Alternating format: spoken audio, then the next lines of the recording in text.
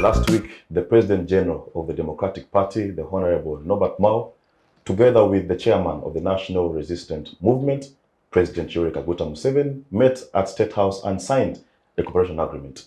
Ugandans across the board received this particular news with mixed feelings. Some upheld, the values of national reconciliation, whereas some really criticized it and said that we are moving towards a single-party state as a country. Well, that and much more shall explore in this conversation. But also in phase 2, we shall look at the Karamoja question. Your boss has told us that Uganda prides in saying that our country, the backbone of our economy is actually agriculture. But then the question lies that how do we find ourselves having Ugandans starving to death, literally?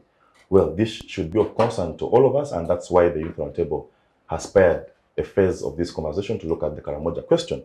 Well, ladies and gentlemen, welcome to this episode of the Youth Roundtable. And I'm joined by a panel of, the best of the best. 3 gentlemen and a single lady that I shall introduce to you straight away and ask them to say hello to you this particular afternoon. Well, to my extreme left is Mr. Bwambale Micheal, who is a lawyer at the Refugee Law Project. So Micheal, many thanks for joining us. Say hello to our viewers. And anything else that I've forgotten to say about you, now is the time. Thank you, Mr. Kidega. And thank you, dear viewers, for watching us this afternoon. I'm very much looking forward to sharing this very insightful and timely topic, and more so with colleagues who are young and indeed the today of the generation, because I don't want to say tomorrow, because we've waited for quite some good time. So I'm very happy that we have this platform on which we can share our thoughts as young people on issues that are transpiring in our country. Oh, thank you very much. Yes, next to Micheal is the man whose political party is at the center of things today, the president of the Uganda Young Democrats, Mr. Kiirya Ismail. Many thanks for joining us, sir. Thank you, Mr. Kidega. To the viewers, Kiirya Ismail is my name. I'm the president of the Uganda Young Democrats and also the chairman of Inter-Party Youth Platform, PAYLP, a platform which unites political parties, youth wings of political parties in Uganda, who wish that at least they should now come together for the common cause of a young person. I'm really delighted to be here for the second time. This is the second time I'm here, and I think many things are going to be discussed in that line. Thank you very much. So IOP is a young version of iPod? No, it is not a young version of iPod. IOP actually started a long time in 2011. At first it was a platform which is only engaging youth wings of political parties in parliament. Then we opened up that we can also bring in political parties, however much they are not in parliament, but they are active and they can actually bring a good cause to the young people. So it is a platform of 8 political parties. Currently we have it is only NUP, which is not part. Then there is ANT, there is UFA, there is CP. So someone can say that you are cooperating in that area. Exactly. Okay, fair enough. Thank you. Next to Ismail and in the middle of us all is the Vice Chairperson of the National Youth Council, Dr. Esther Nankya. Many thanks for joining us, Doctor. Good afternoon. Thank you, Comrade Kidega. Good afternoon to the youth out there. I am Dr. Nankya Esther, veterinary doctor by profession, and I'm the Vice Chairperson of the National Youth Council. Briefly, the National Youth Council is the umbrella body for all the young people of Uganda. It was established by the Act of Parliament, and our role is our mandate is mainly to ensure that the young people are engaged in activities, policies that are meant to develop them. So anything that is against the youth, we are against it. But now here, given that the National Youth Council is non-partisan, I'm here to give views on behalf of me in the political area, but on the hunger issue to be discussed next, I will be in for the National Youth Council and the youth at large of Uganda. Thank you so much. Okay, thank you. Next to Esther and next to myself is Mr. Muzinda Marta Joseph, who is a member of the Pan-African Youth Leadership Program, but also I know that he is an NRM cadre. Many thanks for joining us, comrade. Thank you so much, Senior Comrade Kidega, and I thank you for your meritorious service and for the opportunity that you've given to me to be part of this engagement. To the youth out there, we must set ground for a strong transformation of this country. It is our mandate as the younger people. And when we have such opportunities, please utilize it, and then we can have the best and the best over time. Thank you. Okay, many thanks. Well, let's just dive straight to what brought us here. And Kiirya, there is no better person to begin us off than yourself. How did the Uganda Young Democrats receive news of this particular MOU, but also an MOU that culminated to the appointment of your President General as the Minister of Justice and Constitutional Affairs in the NRM government? How does the Uganda Young Democrats receive this news? Well, it wasn't an easy news because I'm one of the few people who received it from the horse's mouth on Wednesday. And it looked so weird, so disappointing by then, because I had not actually internalized the cooperation agreement. That very day, some of us, the few of us who were there, we disagreed with the CEO, and we thought that maybe it was not the right time, or it was not good for the party. But some of us it has taken us actually some good days, 1.5 days, to really understand this cooperation agreement. The reason why people are really so bitter and some are disappointed, more so those of the Democratic Party, is that they have not actually read the cooperation agreement. And we are actually being disadvantaged by the negative publicity in the Fourth Estate. Because the Fourth Estate is clearly bringing it out. The Democratic Party has been sold to NRM. The Fourth Estate is also bringing it out. Honorable Norbert Mao has crossed to NRM. But if you try to analyze the cooperation agreement, there is nothing of the sort. The cooperation agreement is very clear. It has its own agreements internally. Before I go to that cooperation agreement, this kind of act is very new, if I may say, to Uganda. But we have tried actually to see it around outside the country. And I'm just surprised that actually when such an agreement happens in another country, Ugandans appreciate. We saw what happened in our neighbors in Kenya, and all Ugandans were appreciating. Kenya has a mature politics. Kenya is so brilliant. Kenya is good because they are seeing that actually currently the sitting president is even supporting the former opposition member. He's now abandoning even his own deputy. Now everybody is appreciating Kenyan's politics. When you go to, if I take you to South Africa, when Nelson Mandela, when you try to read the book of Long Walk to Freedom, in his words, Nelson Mandela, when he was imprisoned for 7 years at Robben Island, now there was some negotiations between the whites and him as a person, because he had a lot of following as President Nelson Mandela. So when they started now negotiating for the peaceful transition and reconciliations, he also actually refused many times. Then as time went on, he had actually to accept. But what the whites wanted from Honorable President Nelson Mandela was just to tell the public, to reconcile the public, in order to have a dialogue with the public so that they can throw away the negative aspects which they had on whites. Feel free. Maybe to add on what you're saying, Nelson Mandela reached to the extent of even creating ANC, creating what we call Umukonto Wesiziwe, Spear of the Nation. Yes. Because honestly, dialogue had not yielded anything.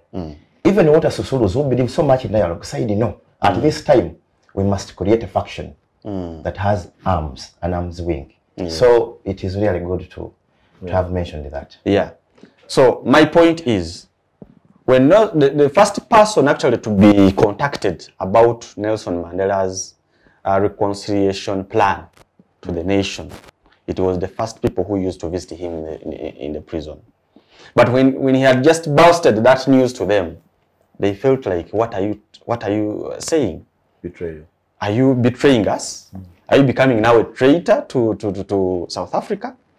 But to him, it was like, this is not about me. It is not about these whites, but it is about our grandchildren. The grandchildren must benefit from our decisions at the moment. Let us not decide basing on ourselves. I've been in prison for 27 years. My wife was taken. She has also given birth to another man. My kids are there. But what I'm looking at is my grandchildren. How are they going to live in South Africa? If we continue with the kind of situation which is currently at the moment, we are going to kill ourselves and we are not going to have a peaceful South Africa. So my point is that in most cases, when you don't understand something, recently on Sunday, I was in a radio talk show in Uganda and he was saying the same. So I tried to challenge him. Do you have the agreement? Have you read the agreement? Who was saying the same? The moderator. Oh, the moderator. Yes. So I was challenging him. Do you have the agreement? Yes. Have you read the agreement? Not really. And then I was like, now what are you moderating? Which you don't know. What are you moderating?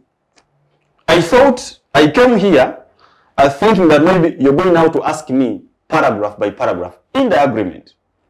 But now you are on something which you don't know, which you have read, which you are not you have not read about.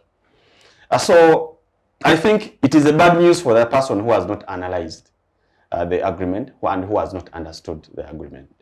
But what I can say at the moment is that if you try to analyze the agreement, Democratic Party has remained as a party because it is going into this agreement as an entity, not as an individual. On top of that, Honorable Norbert Mao is still a DP member. He has never crossed to NRM. However, the Democratic Party has been now given a platform to lead the national dialogue of the party. I mean the country. At the moment, I think everybody knows the current situation in the Republic of Uganda. You understand there is some underground anger, which many of us know about the current government. But to actually understand what I'm talking about, maybe in case when the head of state is out of the power abruptly, that's when you'll understand what I'm talking about. So it is always good. This is timely. That is, we have just left elections and we still have a period of time to try to... Have just left elections? We have just left elections. We have just concluded the elections. 2 years? 2 years? Yes. Ago? Yes. Is that just recent? Yes. Okay. We had elections 2021. This is what? 2022. This is 2022. Okay. Next election is when? 26. 26. So we still have some time now to try to see does this cooperation agreement really working for us. Okay. So the Democratic Party has been given the mandate to lead this national dialogue with its independent mind. When Honorable Norbert Mao has been appointed the Minister of Justice and Constitutional Affairs, the conversation in the background, which most of us don't know, when they were starting actually this negotiation, his argument was, we can't go into a national dialogue when we are still having some insecurity laws, which we think that, where we know that now we have some laws which are not favoring us. We need to go into a dialogue where we are actually sure that now we have some laws which have been amended. So they decided that now we are giving now this ministry, which is in charge of of justice, constitutionalism, justice, where DP actually believes more, because there is what defines Democratic Party. It's constitutionalism, rule of law, truth and justice. So they gave him this ministry to see that he can now try to realign all the laws which Ugandans think that they are not actually favoring the Ugandans. Okay, fair enough. Then that's where the negotiation can start from, and also reconciliation can start from. Okay, fair enough. Ndugu Marta, let me come to you. The party that you belong to, the National Resistance Movement, has been accused of, swallowing other political parties. You look at the case of the Uganda People's Congress, the way you began by, negotiations with the Honorable Akena, and right now, if you begin to trace where the UPC is, you can barely trace, and find it. So, are you doing the same thing with the Democratic Party, or you are here with a genuine heart for the interest of cooperation? But also, what is your own take about this cooperation agreement? Thank you so much, Comrade Kidega. First, we must let Ugandans know that lack of camaraderie, mistrust between people surviving together is why, to the extent we are actually discussing this. In my opinion, I may disagree with my friend. I have seen, for the time, I have taken a thorough analysis on the survival of political parties in Uganda and in the world. Parties coming together. By the way, before I go there, let's look at the material provisions of law that govern and give us guidance as per the cooperation. When you look at Article 17 of the Political Parties and Organizations Act, it talks of a merger. I have seen members of Parliament on TV staggering on the same, on small material provisions. It talks of a merger, where two political parties, all organizations, merge. Therefore, each registration shall lapse. Now, Article 18 of the same talks of an alliance.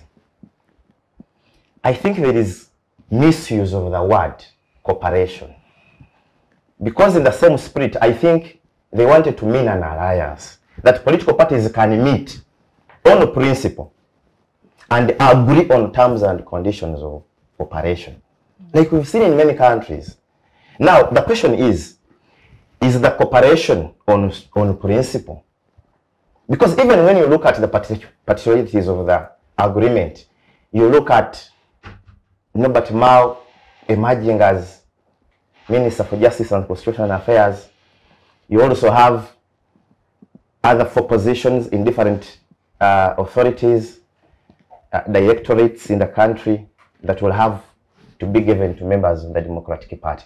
So is it on principle? I think that is where we should put focus. In my opinion, I don't see any principle in that agreement. Whereas we've had cases of the same. We had Basiru Bataringaya crossing from Democratic Party, joining Obote government as Interior Minister.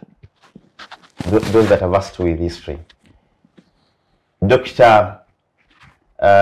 Benedicto Chiwonoka did the same when he was welcomed in Amin's government. As Chief Justice. As Chief Justice. Dr. Pokanga Semogere, a very remarkable politician of our time, crossed from his party, not actually crossing, but serving, agreeing to serve first in Rutwa's government. Comrade Kidega, we may simply be talking of Rutwa's government, but we are talking of a government where the executive prime minister is the one who rigged Pokanga Semogere in 80. That is Pomuwanga. But he agreed to serve in that government. It was on principle. That looking at the history and the politics of that day, tainted with instability, destabilization, we don't want to have a repugnant past that we've been through. Let's agree. Because we cannot resort to bush That was not the end of the day. Because then negotiation on creation of African Union went away. You could not have coups. Actually, we last saw coups in the 80s. You understand? So what should we do? We must tell this country, let's have a broad-based government. Many members of the Democratic Party close to the NRM and served with Museveni. Okanga Somogede served for 9 years. From 86 to 95, when they decided to run as president, as a sole opposition candidate. So, but is this cooperation on a principle? I know DP as a manifesto. I have not seen, maybe if I'm not privileged with the material particularities to do with the agreement, but I know I am privileged. I have not seen anywhere in that agreement talking of where and to which extent your manifesto fits in. Because as we meet together, we are seeking consensus. My manifesto is on table. Implement 30% of my manifesto, you implement 70%. Now that is the principle. That as I meet with, if I'm to ally with you, we must agree on the same. But allocating ourselves positions, now that is appeasing. So in the long run, you're treating a symptom, not a disease. That is my opinion. Okay. Yeah. Many thanks. Madam Vice Chairperson, one of the core responsibilities of the National Youth Council is around creating unity of young people, unite the young people of this country. In my view, and in the view of I think many of the panelists here, or many Ugandans out there, is that what the National Resistance Movement and the Democratic Party have done is progressive towards national unity, which I think is aligned to your responsibilities as the National Youth Council. Do you think this is something that we should encourage as a country, where political parties don't see themselves as adversaries, but at times can come together and work together? Because I think at the end of the day, Uganda wins. Okay, so what is your own perspective regarding this particular agreement? Thank you, Comrade Kidega. Personally, I'm supporting the cooperation. I should say that it should be noted that I am supporting the unity that these political parties are having. Because to tell you the truth, I support people working together. Down in the villages, people actually fighting. There was between parties. Since you're belonging to NRM, since you're belonging to NUP, since you're belonging to DP, we cannot work together, we cannot support each other. Even when you're having a problem, a challenge in your home, no one will be there to support you because they have already painted you yellow, they have painted you green. I saw this in our structural elections. Knowing that I'm yellow or someone else is DP, there had to be a war between. You do not work together, which is something that is actually hindering our progress as a country. So as a young person who is looking forward to young people working together, relating to ensure that we develop as a whole, for me, I'm supporting this. If the DP has their manifesto and NRM is having them, and NRM is implementing the manifesto that they have for the young people and the country at large, and they decide to come together and synergize, work together and try to support each other.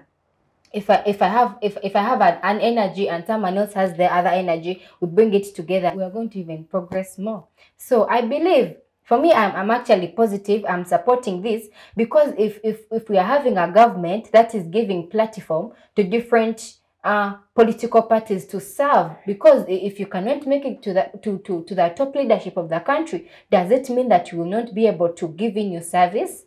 No. So if actually the ruling government can bring in a platform where the different parties are given a platform to be able to serve the citizens of the country, to work together as a whole, it will be a yes for me, because then even the young people down will know that someone belonging to yellow, someone belonging to red, someone belonging to green is not a crime. It's just difference in ideology, but we are one person and we should work together to ensure that we come up with something and we progress as a country at large. So for me, it should be noted that yes, I'm supporting this. However, I implore government to even engage more political parties, bring them on board, give them platform, let it give them the ability to be able to serve the citizens of the country, because at the end of the day, it is not only me who will benefit, it is not only the top leaders of government who will benefit, but the entire country and the young people of the country will benefit in the cooperation and working together with the different political parties once they bring up their ideas to ensure that we develop as a whole, not only politically, but socially and economically. Thank you. Wow, thank you. Mr. Micheal, let me come to you, the legal mind on this particular panel. Let's just go back to the law of contract. You know the doctrine of nemo dat habit, you cannot give what you don't have, right?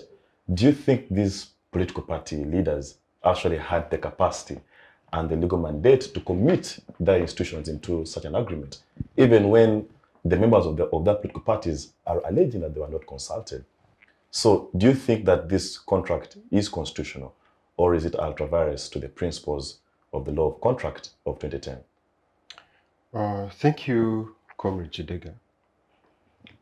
Starting with the direct question, one... But also, of course, your opinion. Yes, yes. Starting with the contract. Yeah. Starting with the direct question, is that President Mao, as an adult, has every right to enter into a contract.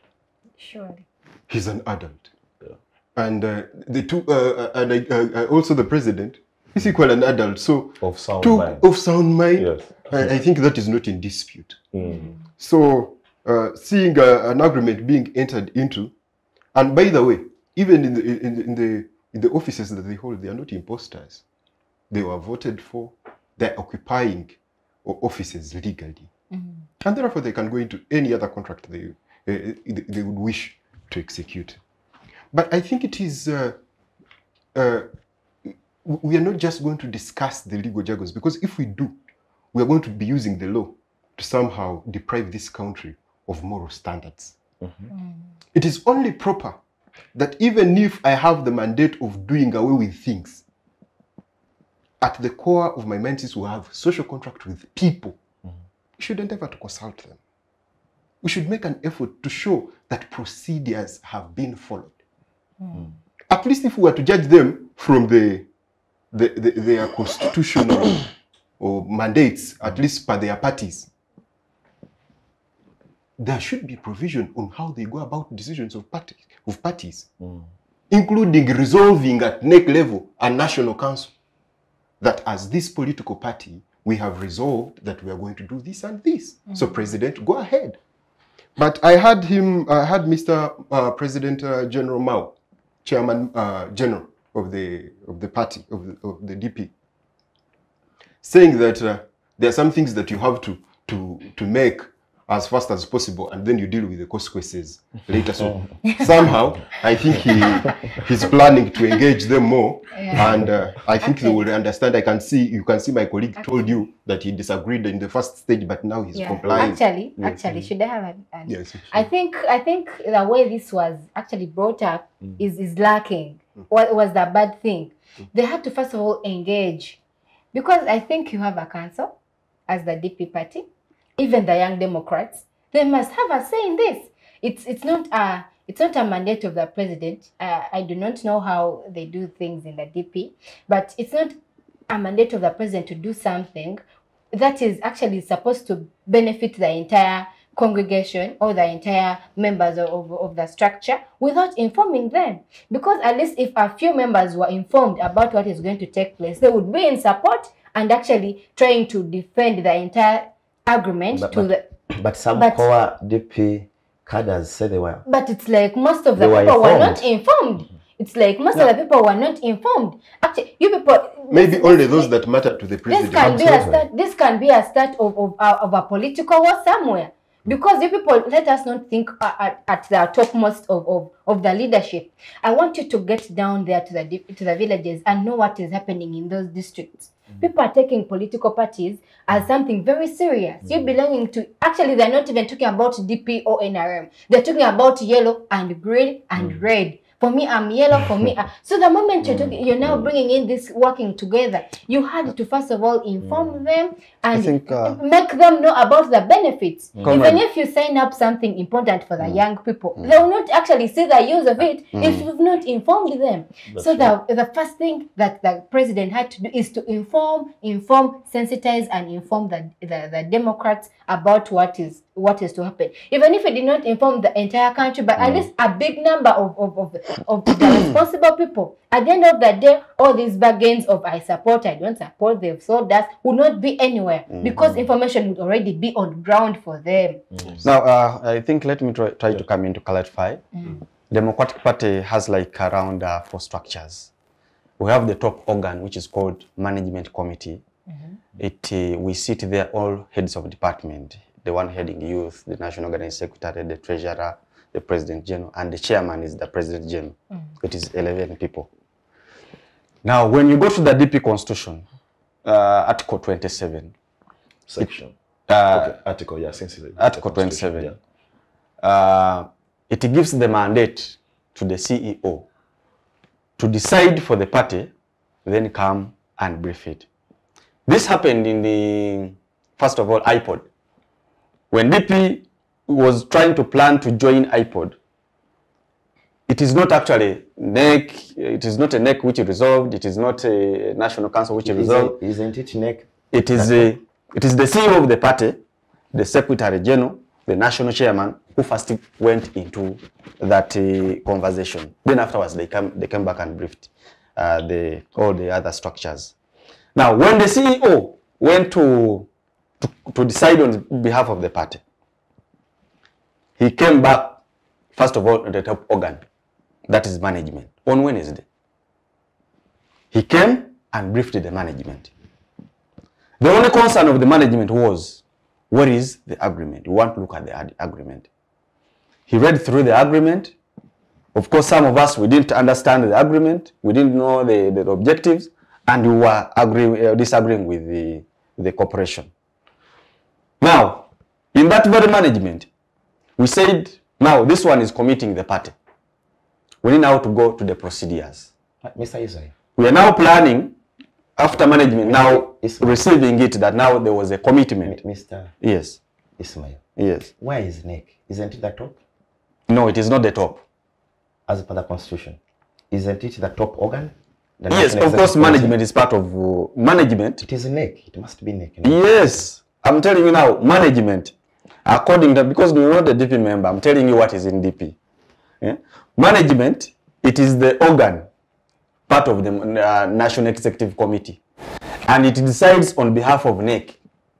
So once there is a decision in management... NEC members are the same members.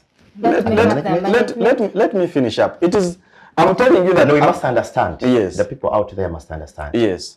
So, members of NEC are the same members of top management. Because in the NRM, we have top management, which is Secretariat. But we have SEC, yes, which is top. Yes. So, please, be clear.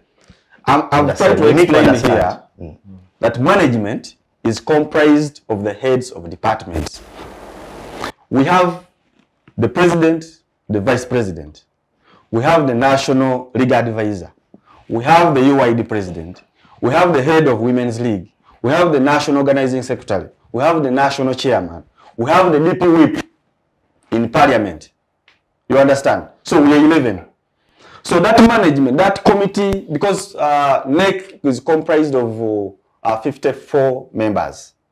You understand? So it can't sit timely. So management sits on every week, on a weekly basis, to look through on the day. We should not really discuss party structure. Yes, now I'm trying to explain to you so that you can understand where the decision is coming from. Yes. So I'm trying to explain that now it was in management. Some of us disagreed with it, others agreed with it. So in management now we decided now we have now to go to the National Council. The National Council is comprised of the district chairpersons. It is comprised of the parliamentary group, those who contested and those who are in parliament. It is comprised of NEC still. You understand? That is National Council. Then after National Council, we shall have National Executive Committee now to have the last say. about the agreement. So currently, I can't say that, I can't tell you that now it is now binding, but it is now NEC, which is now going to have the last say. And as if you listen from the spokesperson of the party, he said, does NEC have power to veto the agreement? It has. So when NEC has this agreement, does it mean that President General then why was it signed before the NEC had a position? No, why? Why was it signed before NEC now, had a position? I've told you NEC is comprised of many people. Yeah? And it can't now be brought to sign this agreement. Because it is now the leaders. It can have a position. It can have a the concern here, Esther, the concern here is that the cooperation agreement is already in motion. Your President General has already appeared before cabinet, and very soon he'll be swearing as minister. Yes. So what happens then if your NEC vetoes this agreement? Does it mean that all these decisions have to be now reversed? Recalled, yes. Has to be... NEC has powers to recall anything. But however much it is in motion, it is in motion. But if NEC sits... And that is why we are saying that we should approach this from a bottom-up approach, where you consult first before you reach a decision, so that you don't have this kind of confusion that you run the risk of facing. But well, let's give Michael a chance to complete his point, then I will get back to you guys. Okay. Yes. So from his submission, you can even tell that whatever he's trying, he's actually fidgeting with explaining the procedural aspects in the Democratic Party. And if anything is to happen, the decision of the NEC is inconsequential because we are seeing that the main subject has been taken over by events. People have appeared before the Parliamentary Commission. Someone is waiting to even swear in. So you'll find that that is a structural lacuna that I think you as a young man, you should be challenging it, because these are systems that have been created by old guys to consolidate their power. So I wouldn't really find it very impressive to find you, a young person, also going into the mix of things done by those seniors as they consolidate their power. So what is the bigger picture on this aspect of the cooperation?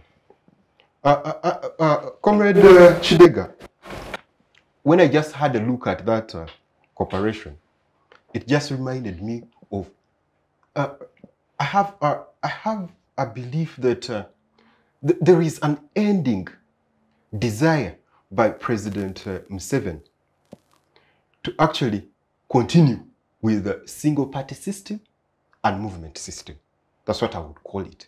There is that burning and ending desire in him. Because when you look at 1986, one of the things that they had to bring to us as this country, at least that it's an instrument that we can own, is legal notice number 1 of 1986.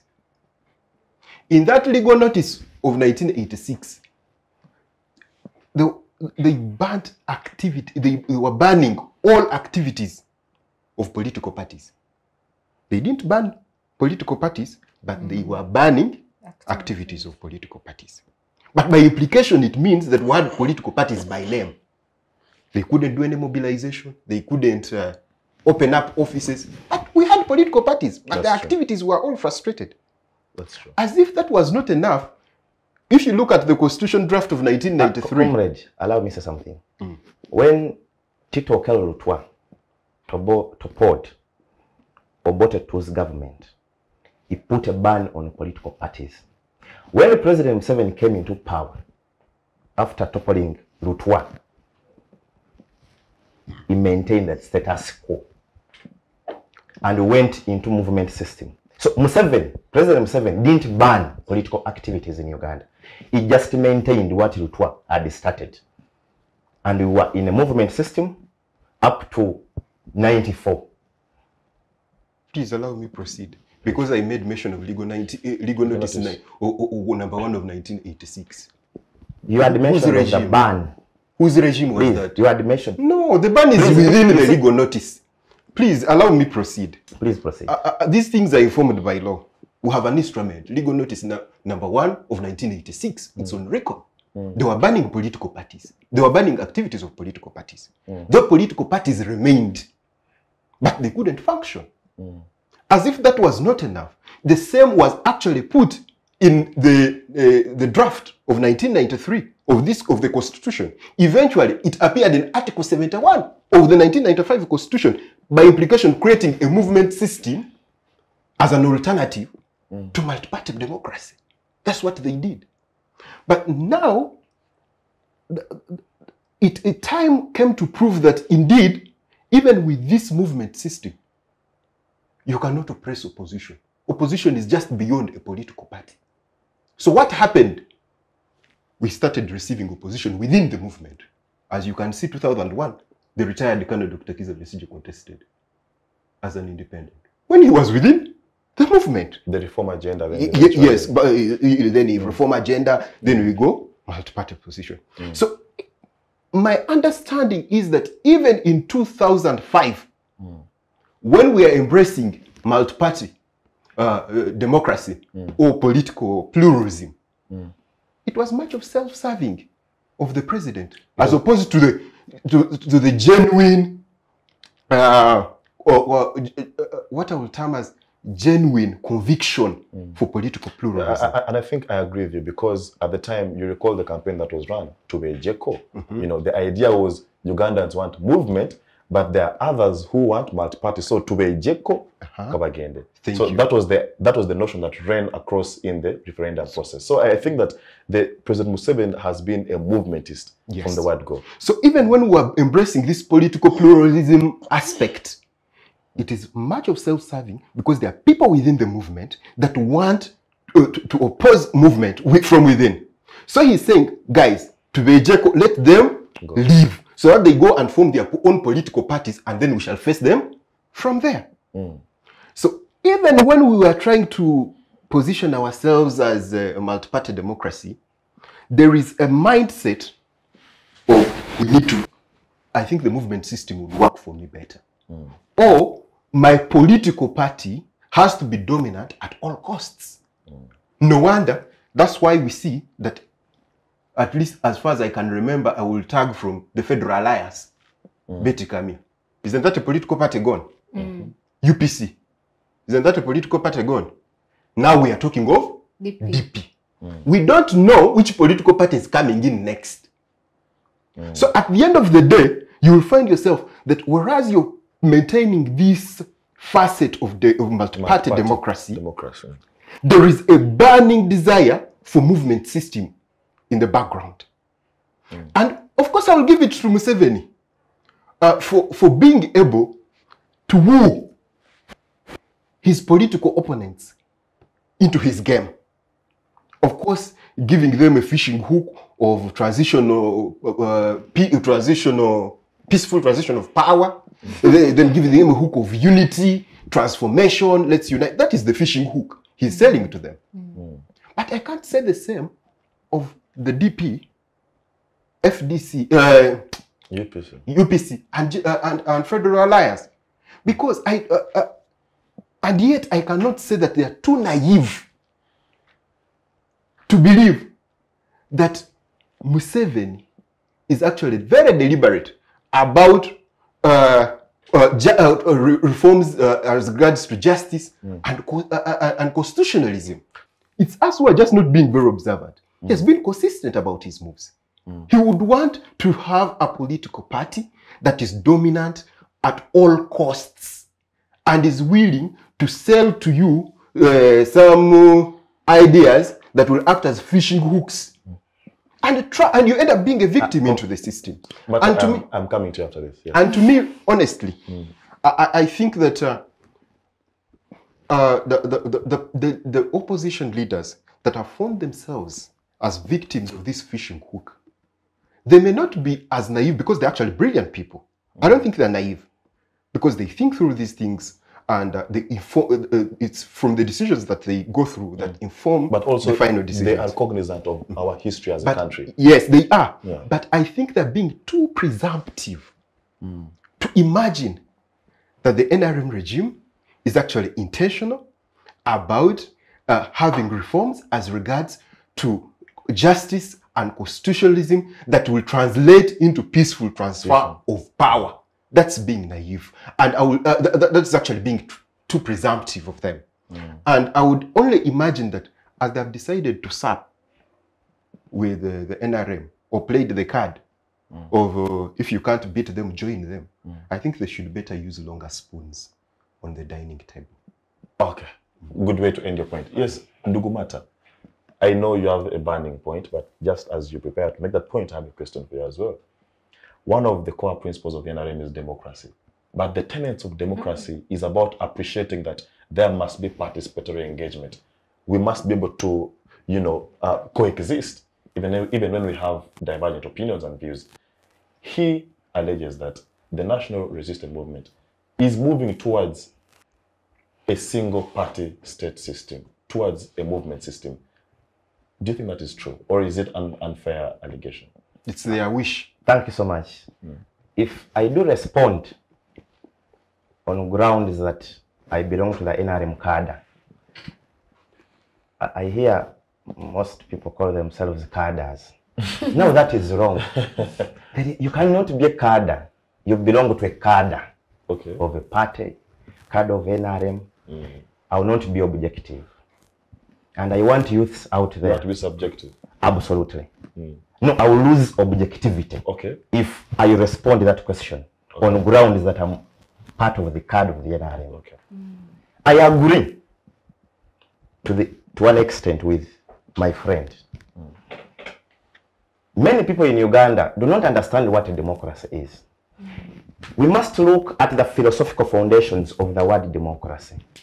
And many philosophers, even those that existed before today, in very patriarchal societies of that time, talked about democracy. That whereas democracy is the best tool of governance, but it also has limitations, sorry. Because when you look at democracy in America, it's different. It is a perception.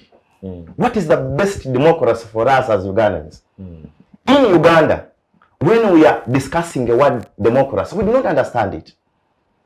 And because when you talk of democracy in Uganda, someone will tell you that we hold periodical elections. No, that is not a measure to determine democracy. So someone wants to tell you that a mere look at that camera, so you can simply, by a mere look, you can tell its weight. That is not democracy. In Uganda, we have what we call a dictablanda, a demogradula. That you have a democracy. But in real, the reality of the same democracy is not democracy. That is a fact.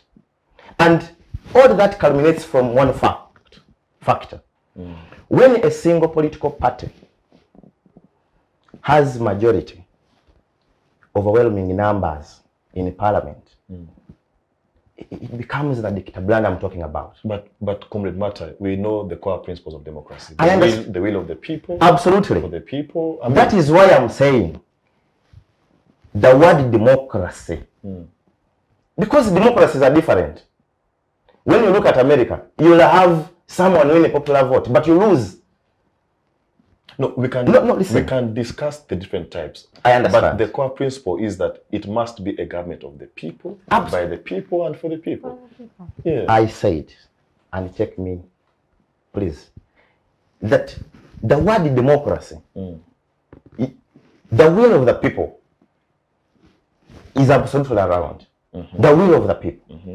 You understand? Because people go and vote. But if I respond on that line, I will lose objectivity. You understand? That is why I'm explaining the word democracy. Because democracies are different. We must look at the philosophical foundations of the word. Not simply your interpretation as Comrade Kidega. You understand?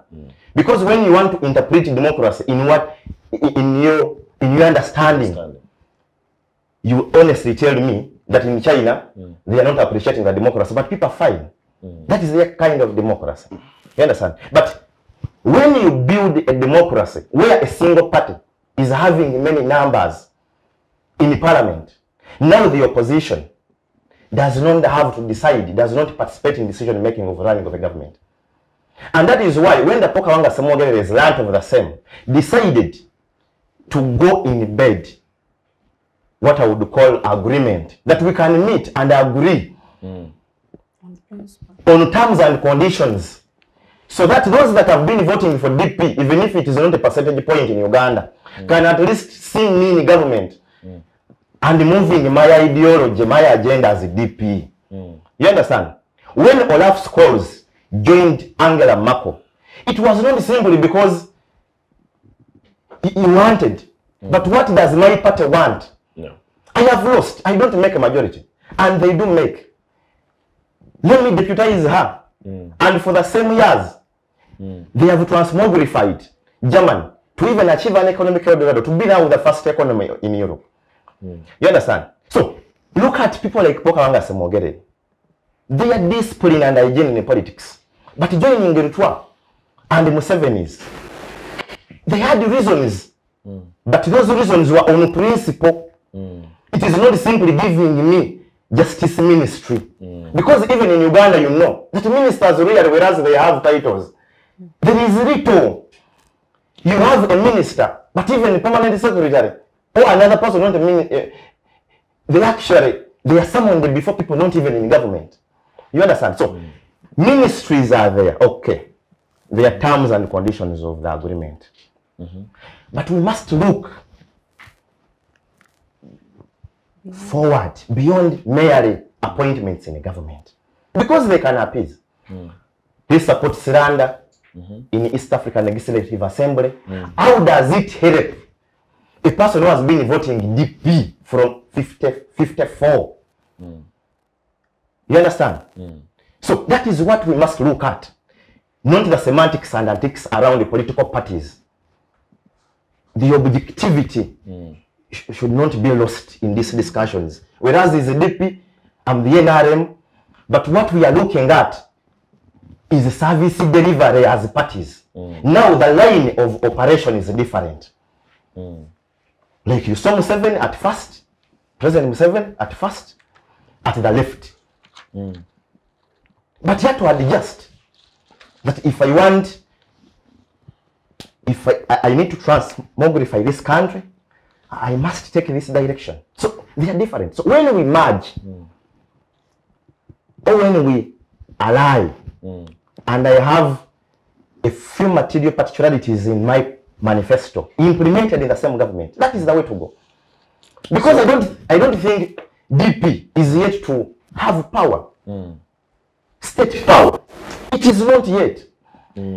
Even our children yet born may not see DP in power.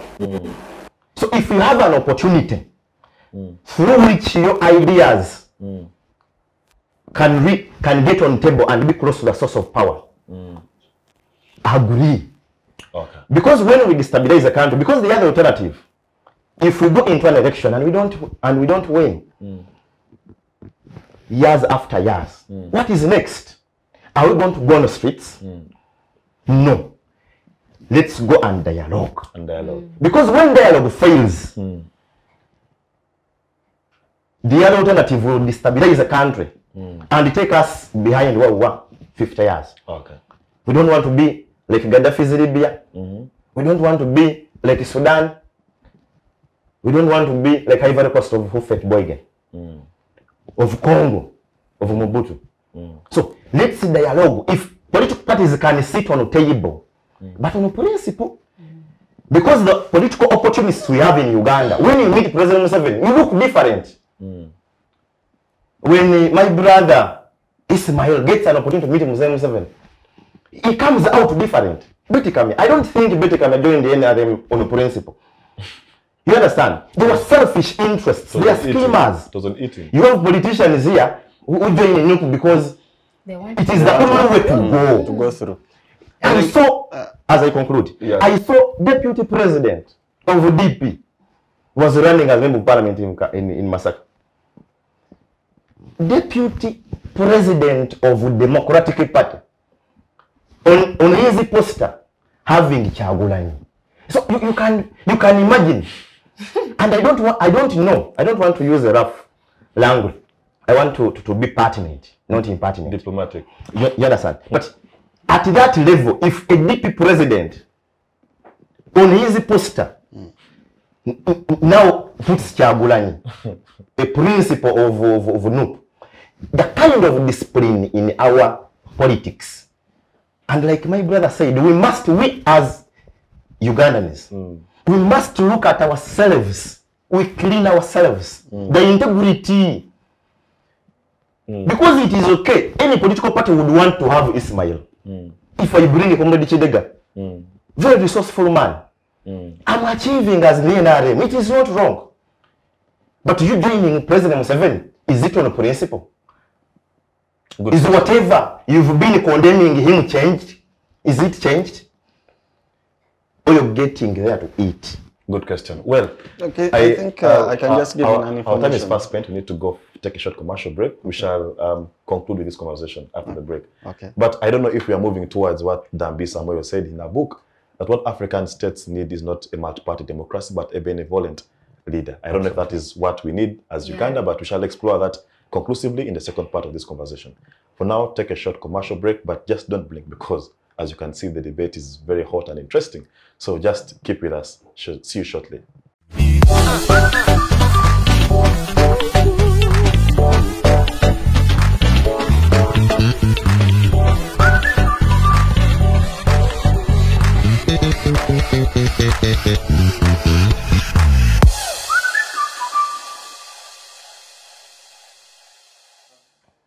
Well, we'll be back from a short commercial break, and without further ado, we shall dive straight to the chase.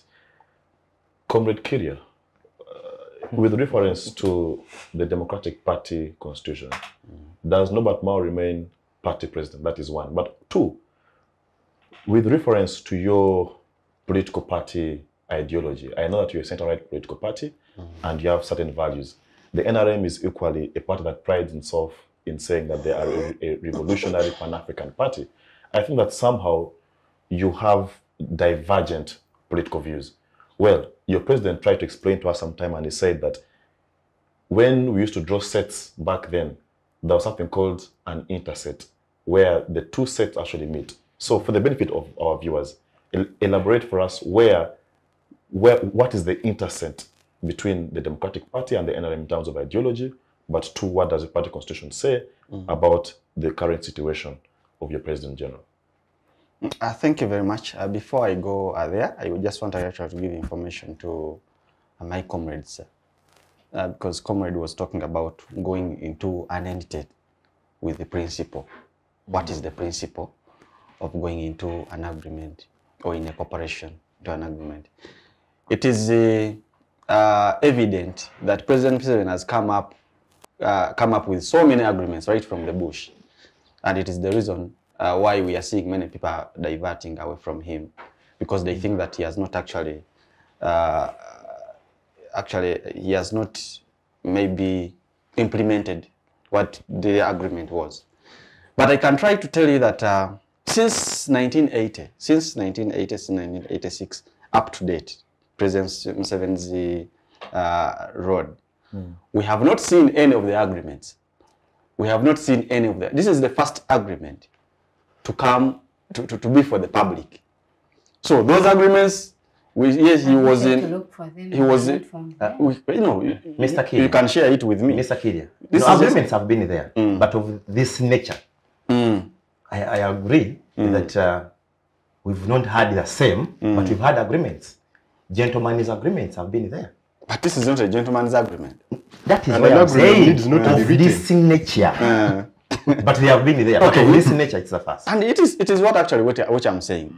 But now, this is the first agreement we are seeing. Of its nature. Now, the principle is... It's the first that is... The Democratic Party has gone into this agreement openly, in broad daylight. It even came out and said, now, this is what we have agreed with the man.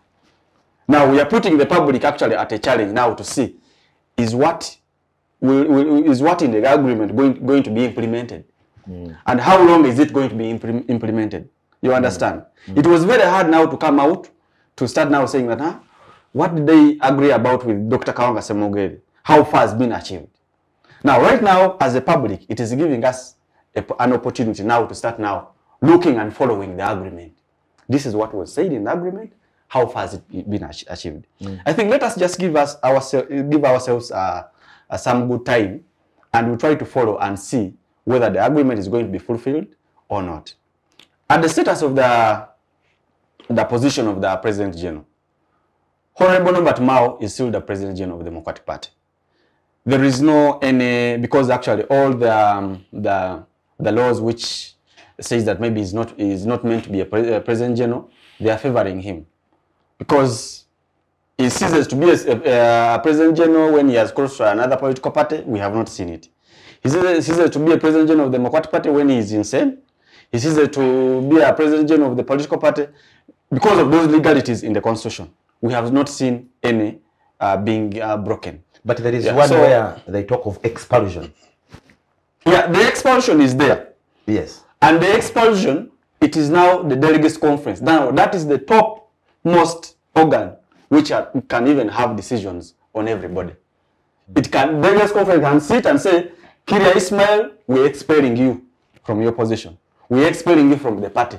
And it can be. Now, yes, sure. So what's the procedure for the delegates conference is supposed to be called, allow me, and it can expel the president. Allow me add on that, please. Comrade Kidega, Mr. Kiirya is not telling us, because for him, he's saying the delegates conference. But in the same case, the one to call that issues not submitting is the Secretary General. And is with Honorable Mao. So in this case, who is going to issue notes of the same? No, it is the Secretary General. The Constitution is very clear. The one who gives notices of the National Delegates Conference, National Council, National Executive Committee, it is the Secretary General. I think that is the mandate what of the Secretary is the morality. In this point in time, does the Secretary General have the moral capacity to actually call for that meeting? Well, knowing that that said meeting could easily censure his boss, who he has been working with closely in this agreement. I think that is a moral question. Yeah, I think it is a moral question. And now it is also, we can also draw a question, a lesson from there. But now, in case there is, we have seen that now there is some moral issue in that case. Let us try to say, maybe let us try to amend now the law. And now, in case there is some moral values missing from someone, or we are not trusting someone who is supposed to call for the delegates conference or National Executive Council, then we should amend the law and say that maybe someone else can call the National Executive Committee or delegates conference. But as we talk now, the law is very clear. It is the Secretary General. Okay. Whether he doesn't have actually the moral authority or not, he is the one to call the National Delegates Conference. The law is the law. Then regarding the intersection, just in a minute, because I want to bring in other colleagues. Yes. So where is the intersection between your ideologies? What values do you share in common between the Democratic Party and the NRM? Now, in most cases, when we are going into dialogues, we always try to rest some of the principles, core principles which we have. But however, we don't associate ourselves from the principles. I don't think that Nelson Mandela believed so much in the white government and believed so much that the whites are really meaning what they were telling him. But because of the cause of the common person and because of the violence which has taken place in the country, he thought that actually he could come on table, then they see how they can arrange the country. At the moment, we have, as Democratic Party, in this agreement, gives the Democratic Party the right to have an independent mind on any issue. Now, that's why we come in as a Democratic Party to implement the core 7 values of the Democratic Party. That is the protection of the fundamental human rights, rule of law, and constitutionalism, fighting corruption and nepotism, and so on. One second. Yes. I badly want to bring in Comrade Micheal, and I'm glad that you've mentioned it, rule of law. Yes. Micheal, let me just bring you on the aspect of rule of law. Me and you know, and of course our colleagues here, that Professor Avi Dicey, who is seen to many of us as the grandfather of rule of law, said or believed that there are certain tenets that are fundamental to building a rule of law strong society, one of which is accountability and checks and balances. Now, with what is happening between the Democratic Party and the NRM, because my idea and view is that the opposition is supposed to offer checks and balances to the ruling government, offer accountability, I mean, put government to task, you know. Now, if someone who's supposed to be our eyes to offer checks and balances is now cooperating, do you think that the aspect of rule of law is going to suffer at the hand of this agreement? Things like accountability, things like checks and balances. Well, thank you, Comrade Kidega. I think if we were to go by Dicey, when he was talking about the various roles of the different organs of government, one of the things that was attributing to the aspect of checking the excesses of other institutions, it was squarely the role of the judiciary to do the excesses, to check the excesses of the other organs, that is parliament and the executive. But politically speaking, you will find that, of course, the opposition is squarely having the mandate to check government, at least to give alternative views.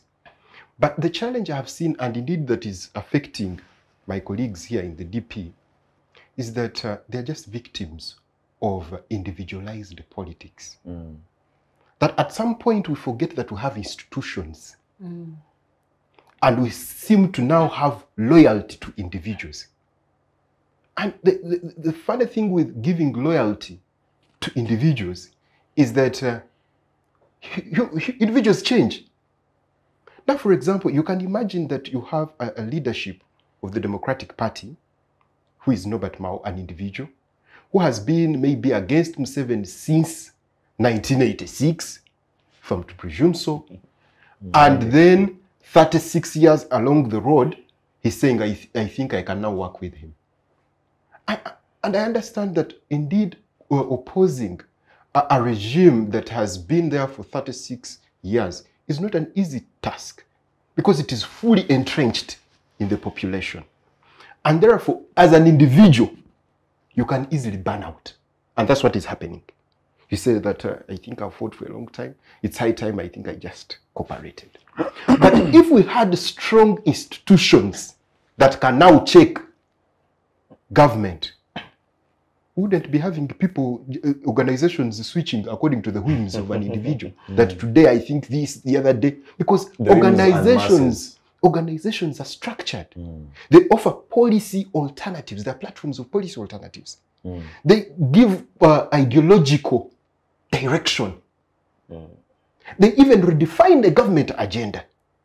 But that is if they're actually functional organizations. And I'll not put it to my colleagues of the DP or FDC or ANT or anything, that they have not managed to build strong institutions, but build strong individuals. Because you will see that even when they try to do the little mobilization, maybe that will strengthen their institutions, they don't have space to do so. At least they don't have space to do so. Maybe Marta will tell us. Because self-confessed NRM supporter there, they have made it their business to become... Yes. Okay, I respect that. But you said you said that on the show she is non-partisan. She is giving an independent. Because I'm the NYC. Yeah. Oh, okay. Yeah. It's okay. Which is non-partisan. Okay. But then I think in NYC we have the FDCs, we have NRMs. Yes, I'm representing the young people of Uganda, regardless of political party, regardless of religion, regardless of tribe. Regardless of any of that. I am just for the young people of the country as a whole. Yes, so I'm non-partisan on the show. Okay. That should be noted. Oh, please cancel. I withdraw. I withdraw that. Please do. But maybe the self-confessed is Joseph. But here, so they belong to Joseph. Let us allow him to finish his point. Okay, cancel. The Josephs of this world, I mean the national resistance movement, have made it their business to become the dominant political party that is willing to consolidate power at all costs, even if it means... But isn't that the ideal interest of any political party? True, we should do so respecting the fact that this is supposed to be a competitive field. But if you're saying that you're playing in the field alone, whoever comes and don't enter the field, then you're just being really... dishonest and a bit intolerant of colleagues. We are saying, because it's not like democracy is not in other countries. I can tell you right now that people in Kenya are having a general election going on. The president is there. He has capacity of ordering maybe any battalion that he wishes to come and smash those that speak things otherwise to his position. But he has not done that. And I think it is also possible here. We can actually have our interests protected, but with respect to colleagues that think otherwise. And because, and you see, all that happens because of individualized politics. That because I'm not happy with the Kidega, therefore, whatever he does, I will crush him. And also Kidega, with his followers, will suffer the consequences because of our personal, maybe disagreements. So we should respect institutions and let them work. At least they should be insulated from our personal interests. That point, he has made a very good point. Yes. It reminds me of the libertarian theory. Okay. Some call it marketplace of ideas theory.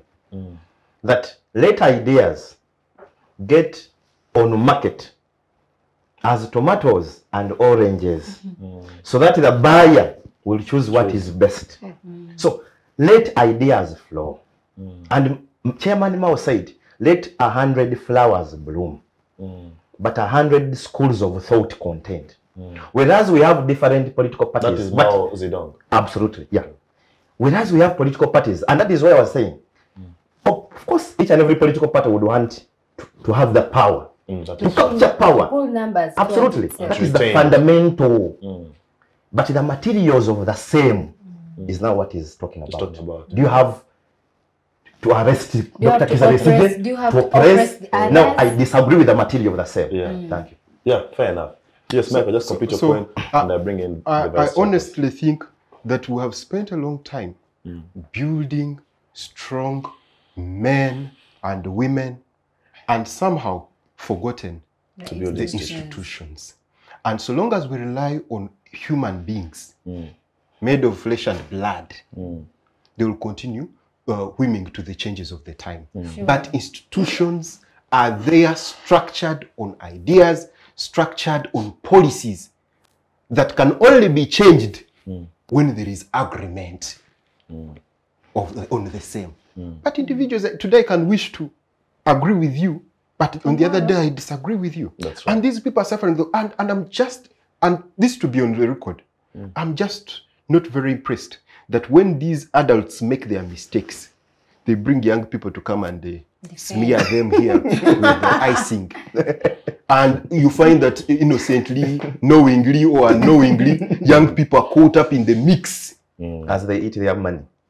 Meanwhile, they're eating breadcrumbs, as the others are eating buttered bread. But what Kiirya is defending is actually good politics, the politics of national reconciliation. I agree. So what is wrong with a young person being a voice of national reconciliation? I think, and being a voice of saying that we can coexist, we can work together. One of the values, we can achieve a broad-based government. One of the values of the Democratic Party is the truth. And justice. And justice. So from his submissions, I want him to... And that's why they've been truthful enough to display to us the document. Yes, they haven't gone to Entebbe in the night. They've gone in broad daylight and have signed a document and showed Ugandans. That is truth. I think you should put him to answer to let us know how honest was the processes of arriving to that agreement. How just the process was it? There was no process. You see, the question of justice is the question of fairness. But so now I want him to let us know how a member of parliament of a political party who is meant ordinarily to be among the top leadership of the party comes on TV speaking things to the contrary to the position that they claim to be of the party. And not just one, but an entire group in the House. I think that, Mr. Michael, this is a question of the law. Second, does the law allow the President General to commit the political party into an agreement and later on come and inform the institution? The law does. Yes. But what I'm trying what I'm trying to put across, because that just like the honesty in them, the president of this country can sanction a war. True.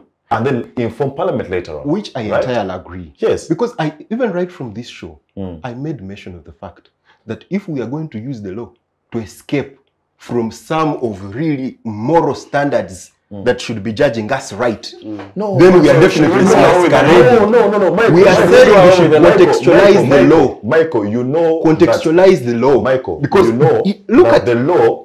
The law, the spirit of constitutionalism, is actually a spirit of representing the views and aspirations of the people. True. The constitution, the law, is a representation of the ideas and aspirations of the people. True. And those ideas include the values and norms. So you cannot discuss morals and values outside the law, because the law is a representation of the people's norms and values and aspirations. Not necessarily. It is. You know, the law is fed into, the law is informed by various stakes, depending on the schools of thoughts at play on a certain concept. There are laws that are majorly meant to benefit an individual, and that I would say, I will not really be shy to say that a law that allows a political party leader to go and execute whatever business he wants and then return to the people, that is an attribute of the transformational leadership these people tend to bring to But this I think country. he's not Because the one who ordinarily that law. That law, he found that law there. Yeah. No, can't it be reformed if it's bringing about had a chance transformation? even we are even actually suffering the same consequence, because now as DP we even don't have actually term limits.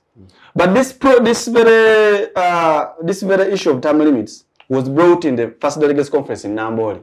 The then president refused to put that clause there to have term limits. You understand? So the law which you're blaming President Norbert Mao to execute on is not actually the one who formulated it or drafted it. He found it there. Yeah. You see, On top of that, we would have asked ourselves, is it in order for the President General to commit the party, then comes to inform it?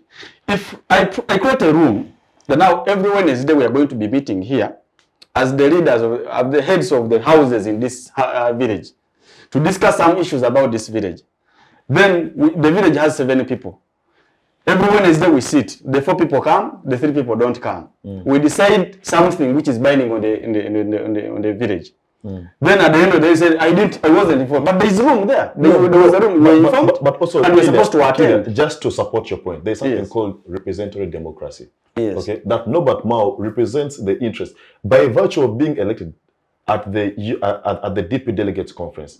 He was entrusted with the mandate to represent the Democratic Party views and opinions. Thank you. So there is no question onto whether he has the mandate or he has the legal backing to commit the institution of DP. Yeah. He has the mandate. Just like we elect MPs, which MPs go and take decisions on our behalf. MPs consult. And in law. They go to the field to consult.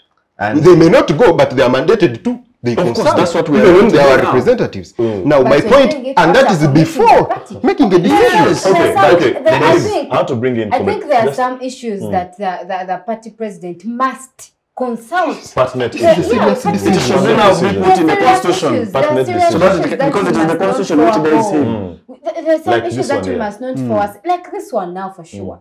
At least partners, people who are key to the party, had to be informed. You cannot tell me you already signed the agreement. Now you're informing me post-mortem. For us scientists, we do post-mortem. What caused death of this? We find out after it has already occurred. I think where we castigate you is that sure. you mentioned here that there is a committee of 11 members. I think President Norbert Mao should have convened at least that committee of 11 members to brief them, And inform I am them, sure he consult them before taking the decision. But we have no evidence out there. Everyone is coming up against what. Actually, for him, he agreed that he's now going to do that. Yeah, he also So agreed is that he he's now going to consulting or inform. notifying? Michael, No, it is consulting still. colleagues, All the decision has we been need to- Yes. Colleagues, we need to advance. It is That is informing. notification. That is No, not- yeah, that is It is informing. consulting. Michael, we need to advance. We need to advance. But just the last question to you, Esther, before we move to the Karamoja question, is that the Ministry of Justice and Constitutional Affairs has been vacant. Okay, there has not been a substantive minister. There has been someone in acting capacity. Honorable Lord Mukasa. Yes. So do you think, in your view and perception, do you think that now that we have a substantive Minister of Justice, should we expect maybe better access to justice? All those young girls who you aspire to represent, who are facing challenges of maybe are being raped and teenage pregnancies. Now, Do you think that now that we have a substantive Minister of Justice and Constitutional Affairs, should we expect better laws coming up? Should we expect access to justice being improved for at least until this term of office gets done? Personally, I am hopeful. Already the ministry has been functional, even if we did not have the minister, but then there is a supportive team that has to work with the minister. So I'm sure they have been trying to do something in relation to justice and law of our country. But then, good that you already have now a minister who is a law, who knows the law that much. I believe, I'm hopeful, I'm being hopeful, and I believe a lot is going to change if he works hard, surely.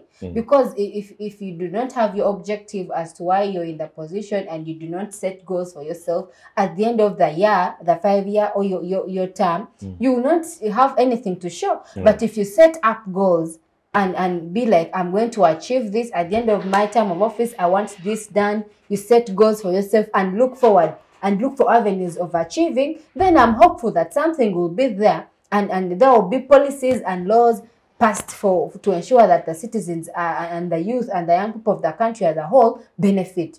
So all this will depend on the goodwill of the minister now plus his team. If they set up goals and try to find out how best can we reach these goals, how best can we pass these laws that are going to benefit the people of the country, then why not? I am being hopeful and I believe something better can come up, given that we even have a minister. But then the support team, the technical people working with him should also be ready to work with him to ensure that you achieve something altogether at the end of the 5 years or the term. Yeah, well, thank you. I think you've chosen to be optimistic, and, and so do I.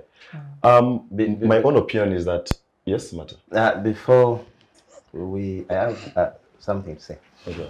Now, my friend Council... In a minute. Thank you. Council said that we must focus on building institutions.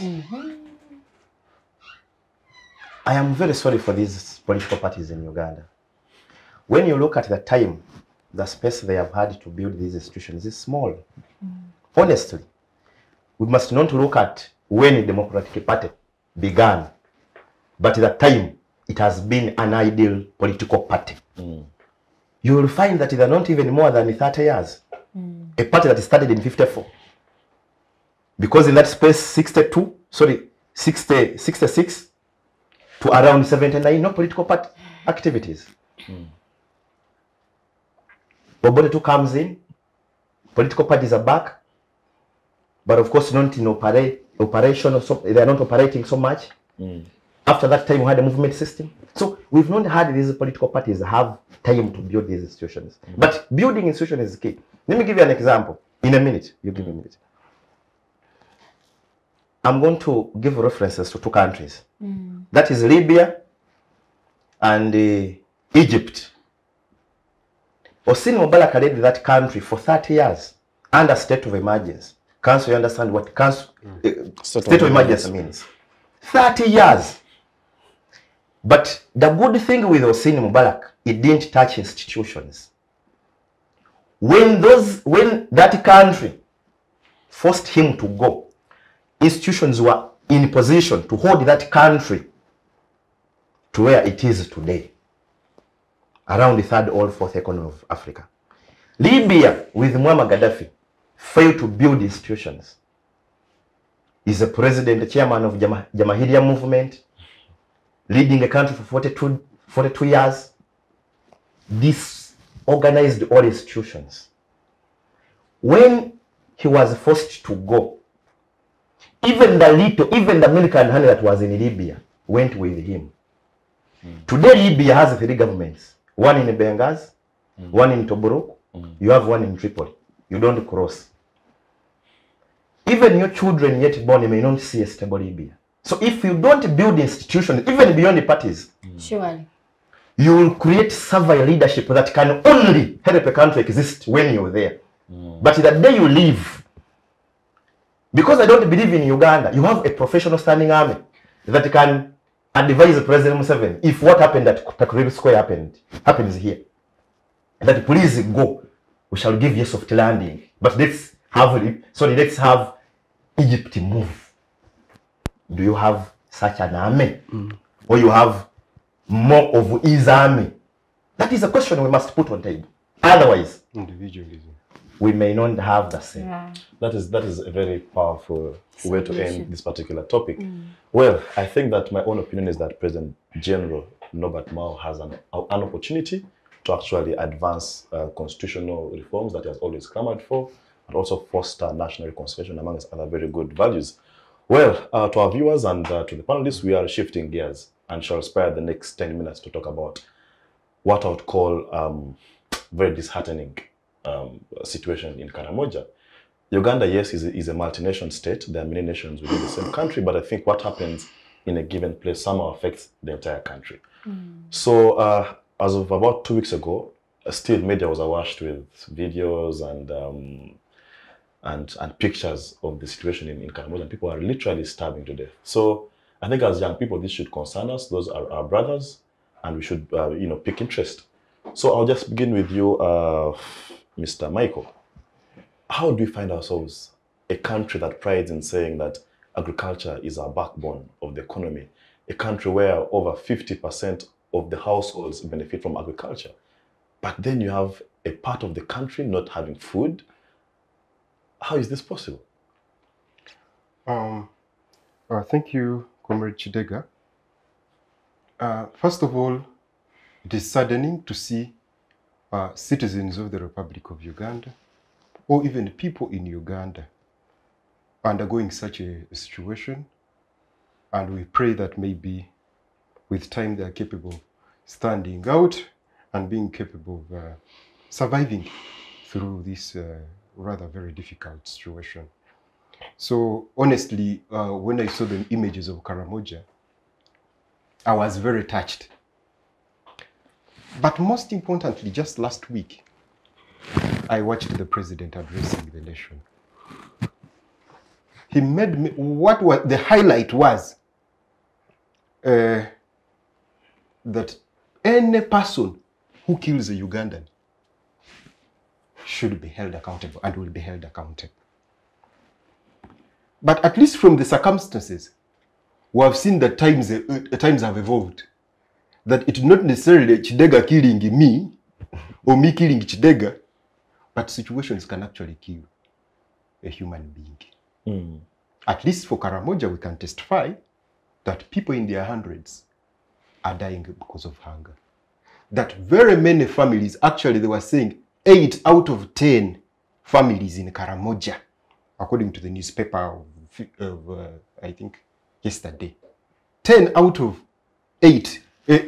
10 households in Karamoja are squarely relying on emergency humanitarian response. And this is what is happening. And the Karamoja issue is not new. It has been happening. So now I'm asking myself, in a situation where we're having people dying of hunger, who do we hold accountable? I think the government has a social contract with its people. Good. Now, my government and an ordinary Ugandan knows that in every year, maybe Nyamwamba will bust its banks in Kasese. It knows that in Bududa, there is a likelihood of a landslide. My government even is always notified of some of these reports and researches made. Because now, for example, of Karamoja, World Food Program last year in 2021 made research, shared the findings. They made a dissemination workshop. They shared these findings. This year, UNICEF did another on malnutrition. But guess what? We had to wait for people in their hundreds to die. Guess what?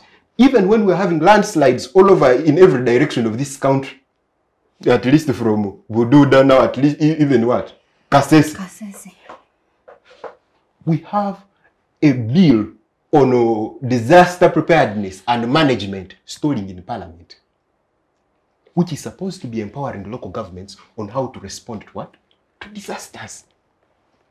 They made the budget of this year, and you just look at the contingency fund, It is 217 billion contingency fund, meaning funds that are available for such disasters that we do not foresee, like the ones that have happened in what?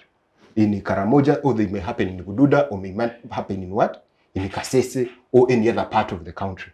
This is 217 billion. But you can already see that part of that money, which is for the financial year July to June next year, we have already used 135 billion for Karamoja on this hunger issue. Isn't that more than a half of the contingency fund? So what happens when Bududa hits in? And by the way, for Karamoja, we also not it done because we have just spent this period. We are not even months old in the new financial year. But you're seeing how much money has already been gone. Meaning that even when we are informed by research, we still underestimate the repercussions. What bothers me even more is that as young people, we have normalized seeing young people of a certain region languishing on the streets of Kampala begging for money. That is the generation gone. I hoped that maybe when you see those young people from Karamoja on the streets of Kampala, there should be a reminder that, guys, let's get to work in Karamoja. Because whereas there may be growth, by growth meaning increase in the services, for example, maybe if there was one road, now they have two. But if that road is not translating into the welfare, well-being of the people of Karamoja, it is as good as nothing. And when I talk about well-being of the people, I'm specializing on two sectors: education and health. The research from UNICEF was showing that we are in phase 3 of food insecurity, meaning the levels of acute malnutrition in Karamoja are just so alarming. That's a health issue. Good. I'm just bringing Comrade Kiirya right there. Ndugu Kiirya, if you're to go back historically, you'll get to realize that when the colonial masters departed in 1962, they left a notion of we shall not wait for Karamoja to develop. The post-colonial government, instead of trying to deal with that narrative, carried it on. Now, and if you recall, Karamoja was isolated to the extent that if you were a political opponent, for example, against the UPC government by then, and they wanted to detain you, they'll take you to Karamoja. Okay? Detain you there because it was isolated, it was, you know, the people were seen as not part of Uganda. So do you think that all these many years later, 60 years later on, we are only reaping of the discrimination that Karamoja faced during the colonial government, but also in the post-colonial government? I can agree with that notion, though to a smaller extent. Okay. But the fact is, actually, even if when we were in our primaries, secondary, we used to actually to carry on that notion. We shall not wait for Karamoja to develop. Yes. Jokingly, but in reality, for us at that time, we thought that actually Karamoja is a place which cannot develop. That's what actually which we used to think. But now, on the other side is that the fact is there has been some negligence on the side of government to implement the environmental laws which we are having at the moment. I'm a student of Masters in Local Government and Human Rights from Uganda Matters University. I'm now doing my research, but my research is on environment. So my research is asking questions. Despite of the laws happening, which we have upon the environment, why is it that the environment is being degraded? Why are we having a lot of environmental problems at the moment? Because we have NEMA, we have the Parliamentary Commission on Environment, NFA, all laws are there. They are very clear, and once you go into those laws, they are very perfect. So the question is, what is the problem? Where is the problem? So the problem is on implementation. Now, when you try to compare the current situation, the whole Uganda now, not Karamoja, the current situation and the former situation in the 1990s, 1980s, you can find that actually the environment of Uganda was quite good. So Karamoja was being affected by those days, but not like now. But now, right now, we are seeing that actually there is a lot of human activities on the environment, which is not actually being managed by government. We are seeing a lot of construction of factories in swamps. We are seeing a lot of cutting trees around the country. We are seeing actually charcoal burning going on. We are seeing actually so many things on the environment. I was in Isingiro 2 days back on Saturday, but I was shocked to see that Western Uganda, which used to be green year in, year out, we are seeing that actually there is dry grass at the moment. You look at the farms where the cattle are moving, you see that the grass is dry. So you find that now, if such a place is being affected by environment, then now just understand that there could be a very bigger problem in places which are really known to be a desert or a place which was known to be very hot by then. But still, environment could not be a bigger problem, because we have seen some countries which are really totally desert, but there is some farming. You understand? We thought that maybe government could come up with some policies on the side of environment, could come up with some, because now since the environment has been destroyed a lot, those who always go through in eastern Uganda, we have that Mabida forest, but now it is now a name. Mabida forest, if you go into Mabida forest and you just walk through to see where it ends, you just realize that actually the trees are just on the road. But back there, there are no trees. But that Mabida forest, it is guarded by NFA. That Mabida forest, during day and also at night. But there is a lot of charcoal burning in the Mabida forest, and the officers actually who are in charge of taking security for the forest, they are just getting money out of these people. You understand? So at the moment, at this critical crisis which we are having as a country, I thought that actually the government could actually use the available laws, because they can still actually be implemented and we can have actually a fruitful environment. Then the other thing is that we could have a policy whereby people or members who can have square miles of land or hectares, we could have a policy that at least maybe every acre someone could should plant either 100 trees or 50 trees. And these trees should be actually be supplied by government. And every tree should be cautioned that now, every tree which gets destroyed, this is now the penalty. When you try to move into that, we shall see that at least in 3 years or 4 years, the environment actually will have come back like that one we had in 1980. Yes, as it was. So in Karamoja, I thought that by now government could have implemented the issue of dams, which was there, and also carry out the agriculture, the irrigation agriculture, and also try to plant more trees in Karamoja. Despite the fact that Karamoja is very hot, there is a possibility of growing trees in Karamoja. So if we can have at least some trees, fruit trees implemented by government to go on with that policy, then I think we can be in position to solve that problem in the long run. Okay. So at the moment, it may not be so much that notion. Colonial, yeah, but these factors are really affecting us, because the colonials left a long time ago. Yeah.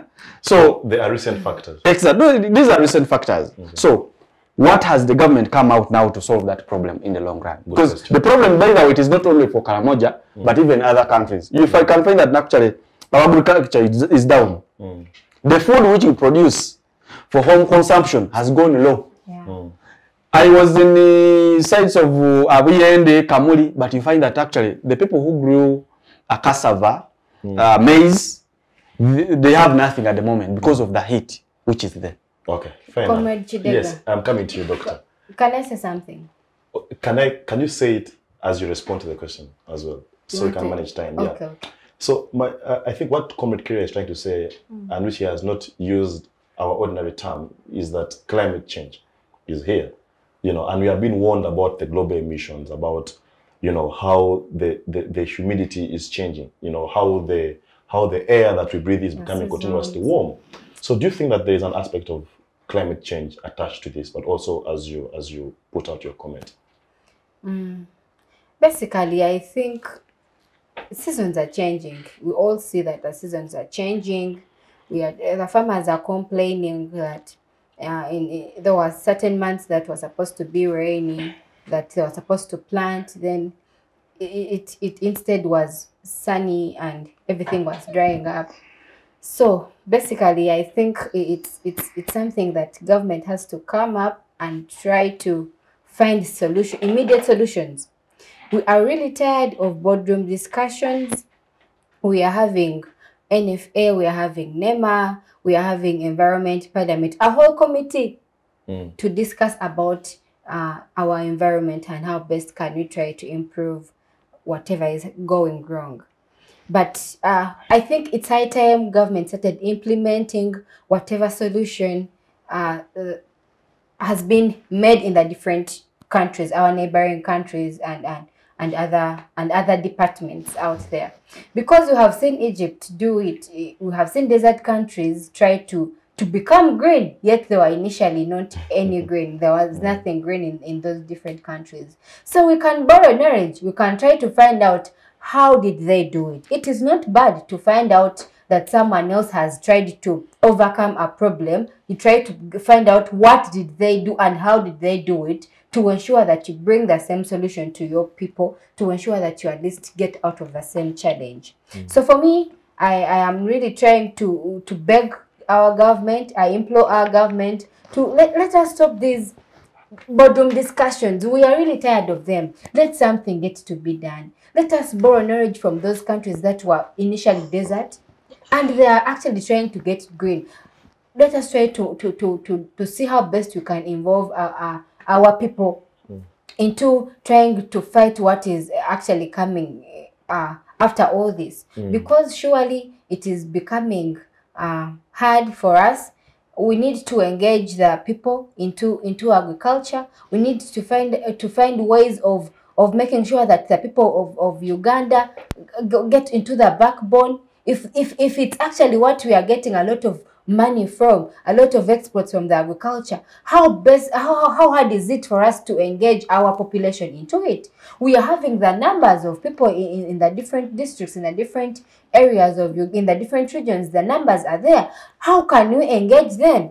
I want to thank the Katikkiro of Buganda, the is it called Owechitiibwa Charles Peter Mayiga. He's trying to engage the sub-region, the region.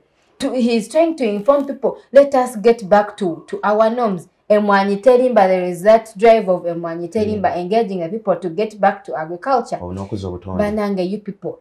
This is what now government has to do. Let us try to engage people. How best can we get back to our roots? How best can we engage people to get back to plant? Because surely even here in Kampala, food is so expensive. You cannot get food with 10,000 that you can feed over 10 people in your family. Everything is expensive. A kilo of posho today is 3,200. It was initially 1,000, 2,000, now 3,200. We are getting bad, but how can we get a solution?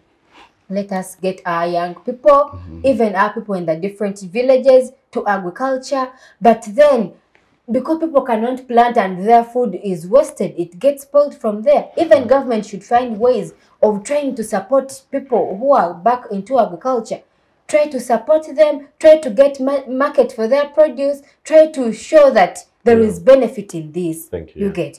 Otherwise, it is really getting bad for us. Now for Karamoja, there are trees, As you like he has said, I'm concluding. There are trees that can grow. Karamoja is known for mangoes. All these mangoes, the people are eating in Kampala, most of them come from there. So how best can we use the irrigation to ensure that at least we are trying to overcome this weather that is not good for us? Let government come in. Research has been done. Solutions have been given to after the research. You give solutions. What do you think can be done? Recommendations have been given. Let government come out of boardroom discussions and try to implement whatever the stakeholders, NEMA, FA, Environment Parliament, and other NGOs that are doing the same on climate change. Put that in practice. Laws are there. Let them be implemented. Let us borrow knowledge from those countries like Egypt, like Arab Emirates, Dubai, Qatar. Those people are now green. They were initially dusty and nothing like green in their countries. How have they done it? Otherwise, we have no time. Please, we have no time. It should be noted. We have to act as fast as now. Okay, thank you.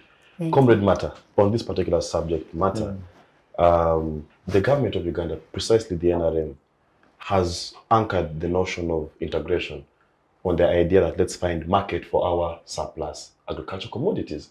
So I don't understand how we are finding market for surplus commodities, yet internally we have people who don't have what to eat. That is one. Two is that comment about our government strategy. The undertone coming out from our colleagues is that our government is reactionary. We wait for something to happen, then we react. So as if we don't have a sustainable plan on how to address disaster.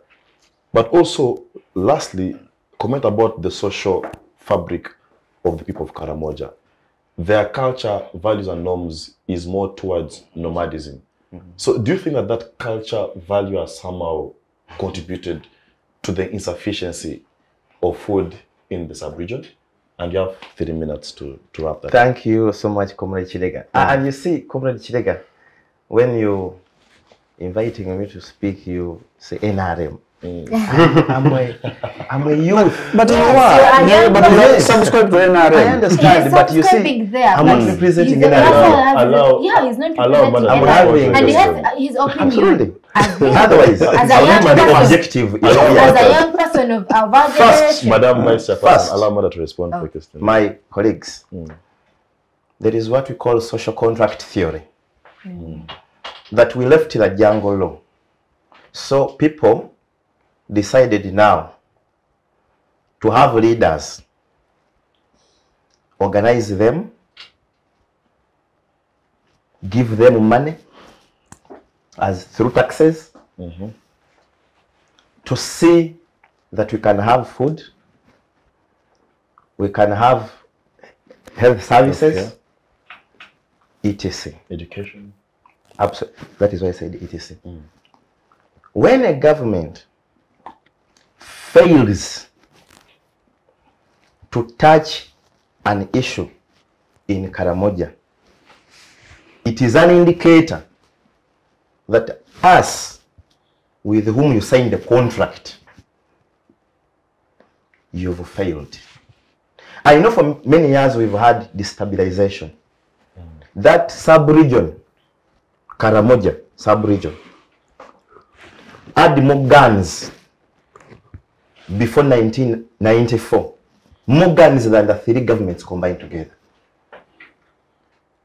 So that was an issue.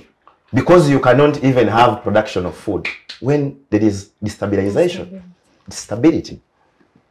The NRM made it possible to have guns from those people. So I expected that when you create a ministry for Karamoja, specifically for Karamoja, we would have transformation, because projects have been there. My colleagues have said it all. I don't want really to speak of the technical part of it.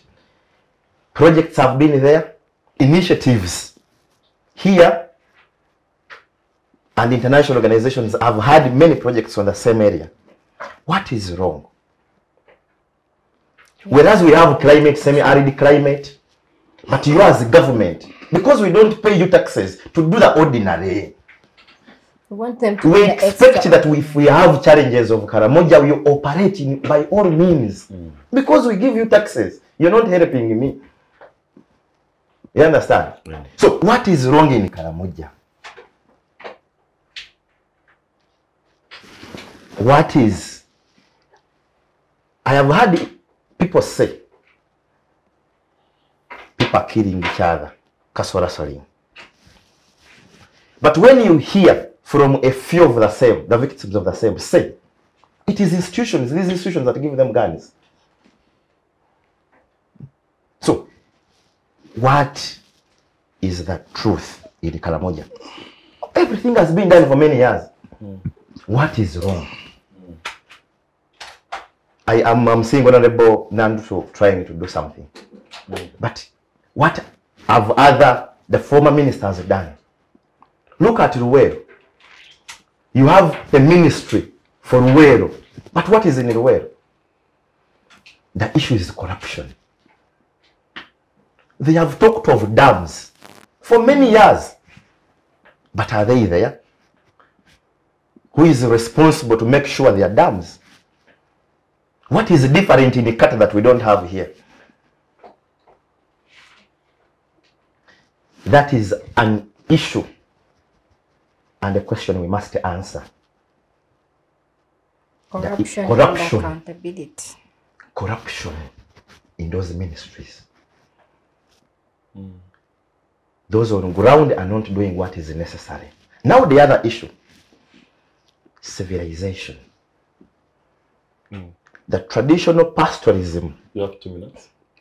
Traditional pastoralism. They have practiced for many years. Has not given. That is how it has. That is how it captured their mindset. There is much of uncivilization there. But you can only get rid of the same through education. Build institutions there, build schools there. Teach those children. Let them read and write. If it needs you to get teachers from here and take them there, do it. Comrade Marta, for me, I do not think that the fact that the Karamoja do nomadic pastoralism, I do not find it bad. Because if I do not think it's one of the reasons why they have not yet developed that much at a greater extent.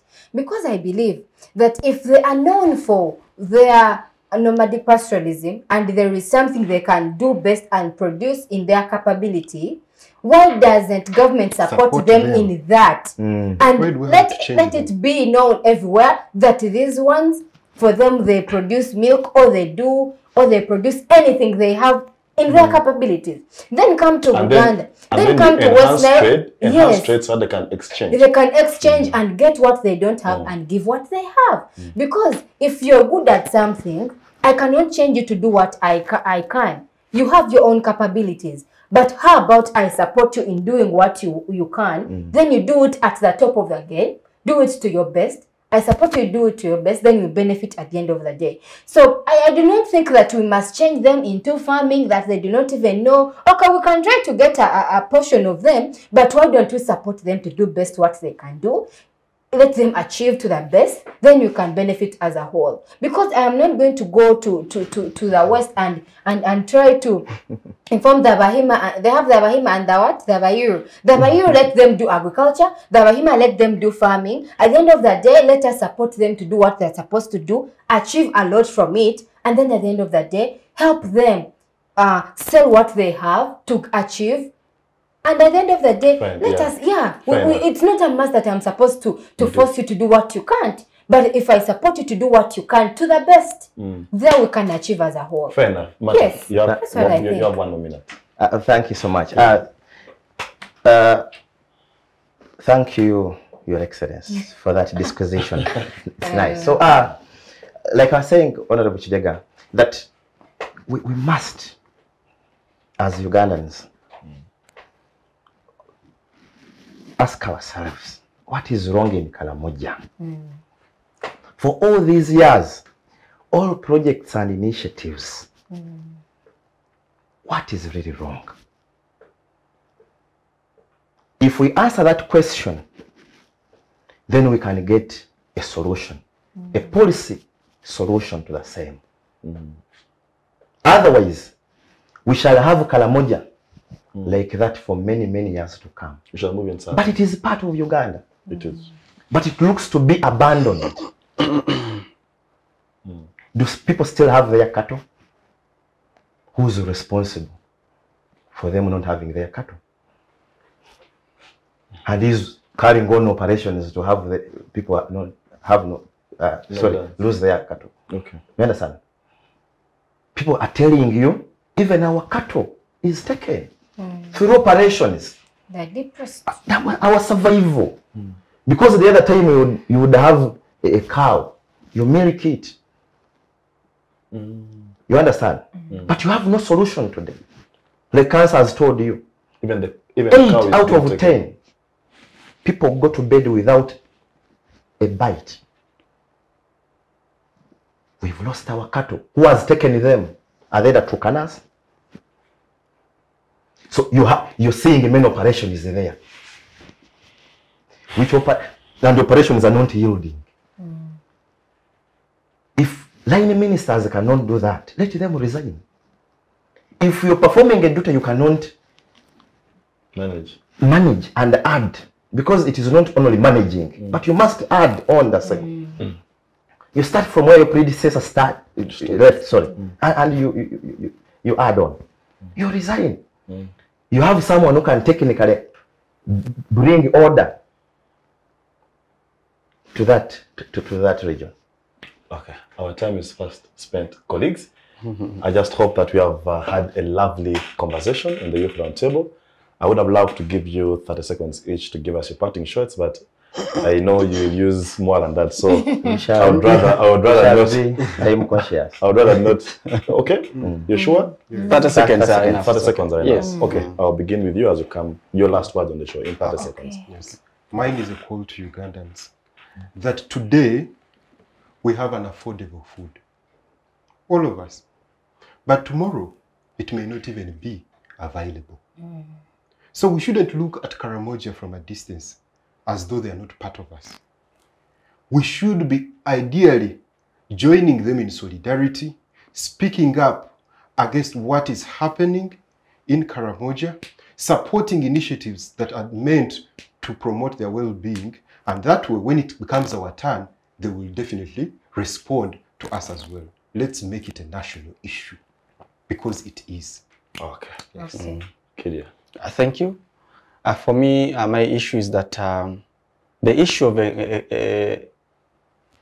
climate change should not be an issue of government only. It should not be an issue of civil societies. Let us take it as the citizens of Uganda. Because in most cases, we are the ones who are affected more. And we're the ones who make up the government. So let every individual be responsible of the human activities is trying to carry out on the ground of Uganda. Lastly, we had a festive conversation. I'm just appealing to all the members of the Democratic Party. Let us try to keep calm. Let us try to analyze this agreement. We give ourselves a period of time. Then we start now checking it. Is it in reality, or it was just a camouflage? I remain Kiirya Ismail, the president of the Uganda Young Democrats. Thank you. Yes, Doctor. Thank you, Comrade Kidega. To the young people out there, the seasons are changing in Uganda, like we are all seeing. Research is being done, and nothing is being done, we should say, in quotes. But now it is our role. We should take it on as our responsibility as the young people of the country. We should not say that we are the leaders of tomorrow, but we are the young people, and we are here to stay longer than our elders. So let us take it as a responsibility. Let us try to engage in activities that are going to benefit our country. Because if today I'm buying food at a very expensive price, I do not know what tomorrow it's going to be, and yet it is still us to eat this food.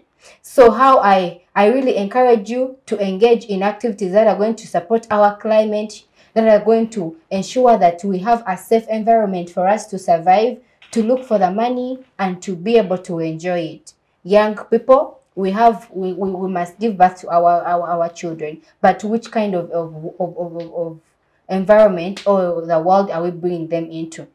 Let us take let us take it to be our responsibility to engage in the agriculture in activities that are going to support our environment, and why not, if we can engage in agriculture, let us get back to the roots and engage in agriculture, because I believe it being the backbone of our economy, it is going to be profitable for us only if we make up our minds to engage in it and to learn it to the root. Thank you so much. Yes, legal matter, 30 seconds. Thank you. My message is to all Ugandans, because it is Uganda for all, not only youths. Sure. If we need a better Uganda, we must look at leaders we vote for. When the nature and quality of our leaders deteriorates, we shall have issues of Karamoja being a discussion for centuries. Sure. When you look at the leaders we have today, many of them are not deserving. And to our leaders, just know that we are just following your lead. You must organize the younger people. Prepare them to live in a country where you're not. Otherwise, if you don't organize a country today, starting from the younger people, your grandchildren will not have a good Uganda. Amanda Gorman recently said, very young lady, a poet, 22 years, that let us live a world better than that our grandparents left us with. Our leaders, leave us a Uganda better than that those you succeeded left you with. Thank you. That's a call to action. Yes, many thanks to the panelists who have spent the time to be on this youth round table. Comrade Bwambale, Comrade Kiirya, Comrade Esther, and Comrade Marta. Many thanks for joining us on the youth round table.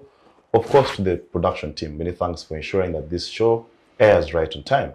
Well, you've had it all. I will not add anything onto that, but only to encourage you that there's a comment section right below this YouTube channel. If you have an opinion and view, which I'm sure you do have, please kindly put that comment on the comment section so we can pick it up and know what you think about this show. But otherwise, from us to you, it has been a lovely show. See you next week, same day, same time. Bye-bye.